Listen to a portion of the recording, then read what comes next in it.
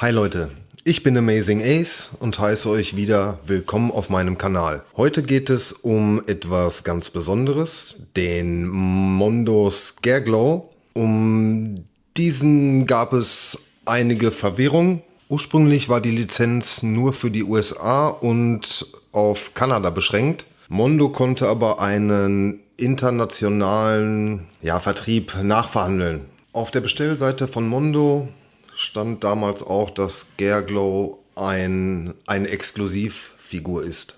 Aber ein Button, ein Sticker und Hinweis darauf habe ich auf der Verpackung nicht, so wie es bei den anderen Figuren, die exklusiv sind, der Fall ist.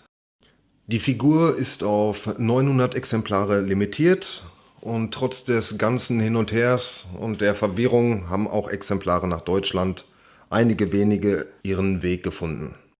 Die Figur kostete zum damaligen Zeitpunkt $185. Die Figur in unseren Gefilden zu bekommen, erweist sich als relativ schwer. Ihr könnt natürlich auf den diversen Plattformen gucken, ob ihr da noch eine ergattert. Meistens sind sie nur noch in den USA erhältlich, zu Preisen ab 700 € aufwärts. Das ist eine Stange Geld. Jeder muss für sich selbst entscheiden, ob er bereit ist, das auf den Tisch zu legen. Bei meiner hatte ich tatsächlich sehr viel Glück. Ich habe sie entdeckt. Jemand hat Moto Classics Figuren zum Verkauf angeboten. Im Hintergrund habe ich Scareglow entdeckt und bin mit dem Herrn übereingekommen. Darüber bin ich natürlich sehr froh und kann mich glücklich schätzen. Kommen wir zur Außenverpackung. Diese zeigt den bekannten Dämonenkopf von Snake Mountain. Auch hinten erinnert alles an die Burg, so wie wir es kennen. Mit der Schlange. Jede Figur, die auf der Seite des Bösen ist, hat die gleiche Umverpackung. Wir nehmen die Box einmal ab, die Umverpackung, und zum Vorschein kommt Scareglow. Wieder in dem bekannten Kreuz, ein Artwork in Giftgrün, unten der Hinweis Scareglow.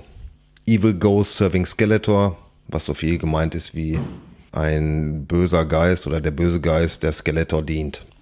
Das Ganze drehen wir einmal um. Auch hier auf der Rückseite wieder ein fantastisches Artwork von Mondo. Scareglow als glühende Figur, abgebildet mit seiner Sense und Mantel. Das ganze Artwork ist wie auch bei den anderen Figuren richtig cool.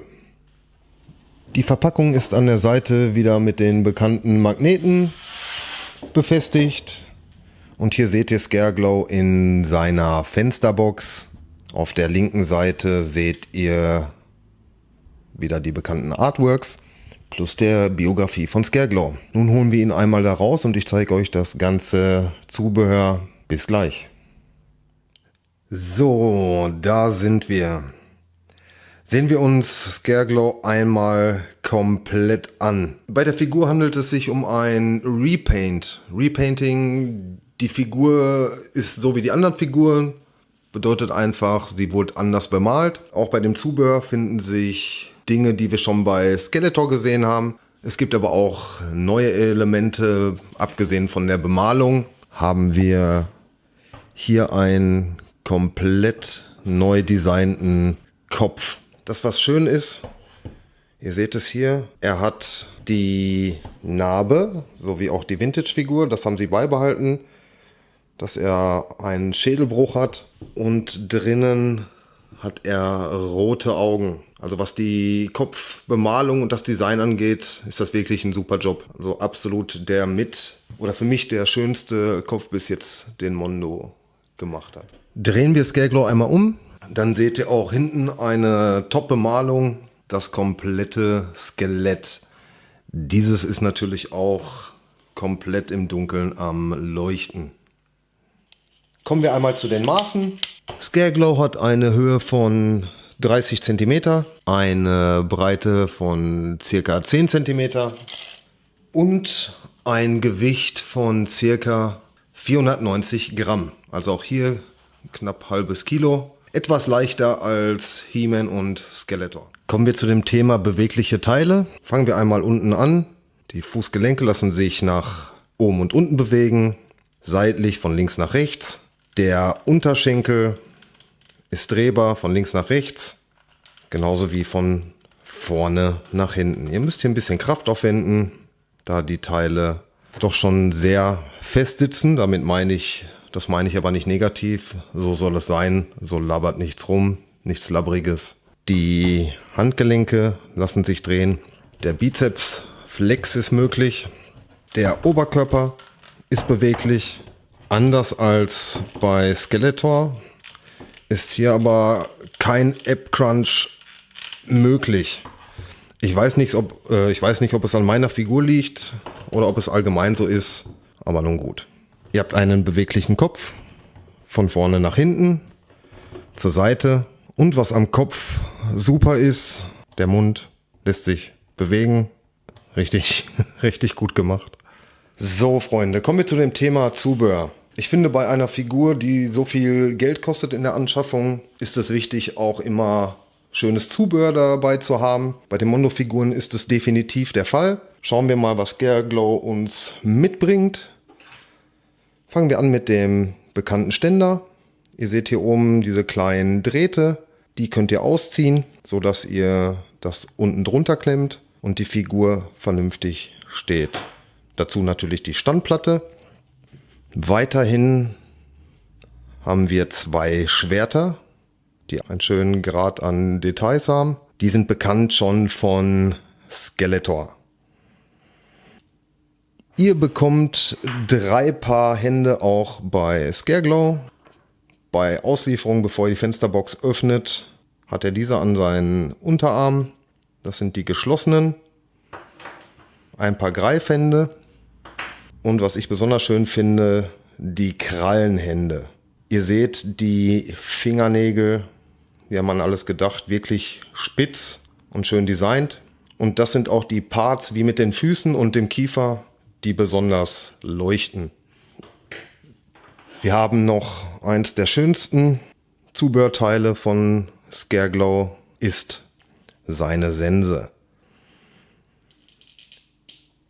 Ja, das ist ein Einzelteil, das steckt ihr dann hier dran, so dass ihr mit beiden Händen dann greifen kann. Aber hier passt auf, so wie ich euch das schon gesagt habe bei den anderen Figuren, bei den Großteilen, wenn sie aus einer gewissen Höhe runterfallen und blöd aufkommen, dann war's das. Dann sind sie kaputt. Was wirklich schön gemacht ist, ist die Castle Grayskull Reliquie. Dort befindet sich der Schlüssel zu Castle Grayskull. Ihr könnt das aufdrehen. Ihr seht schon, dass er dort drin ist. Ich bekomme ihn aber nur mit einer Pinzette raus und die passende dazu habe ich jetzt nicht. Er ist aber definitiv drin. Bekannt ist diese Reliquie aus der Classic-Serie von Scareglow. Dazu passend natürlich eine Kette mit Handgelenksreif, damit sie ihm nicht abhanden kommt. Wir haben hier aber nochmal einen passenden Schlüssel. Auch hier seht ihr einen Totenkopf auf dem Schlüssel. Kommen wir zu dem letzten Zubehörteil. Das ist sein Mantel. Dieser hat eine Besonderheit, und zwar ist drumherum, einmal ringsrum, ein biegbarer Draht. Bei den Posen erkläre ich euch gleich, wofür das gedacht ist. Die Farbgebung in lila. Im Gegensatz zur Vintage-Figur ist das hier aber ein glänzender Stoff. Und die Verarbeitung, die Nähte sind auch hier sehr gut gemacht. Damit haben wir das Zubehör durch und wir kommen zu den Posen.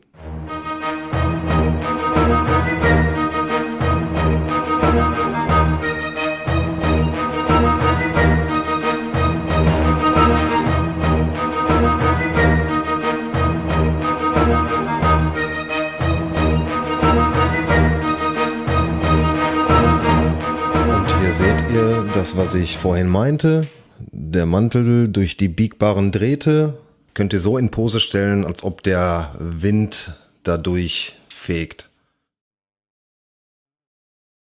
So Leute, kommen wir zum Schluss wieder zum Vergleich. Wenn es mir möglich ist und ich den passenden Gegenpart habe, nehme ich den natürlich auch. In diesem Fall ist es nun der Scareglow aus der Classic-Serie. Auspacken kann ich ihn leider nicht, da ich davon nur einen habe. Das, was ich vorhin angesprochen habe, ist die Bemalung. Ihr habt bei der Vintage und bei dem Classic einfach mehr Weißanteil. Und im Oberkörperbereich seht ihr, das, was dunkel ist beim Mondo weiß. Ja, also da differenzieren sie sich ein wenig. Auf der Rückseite seht ihr auch nochmal ganz gut den Scareglow.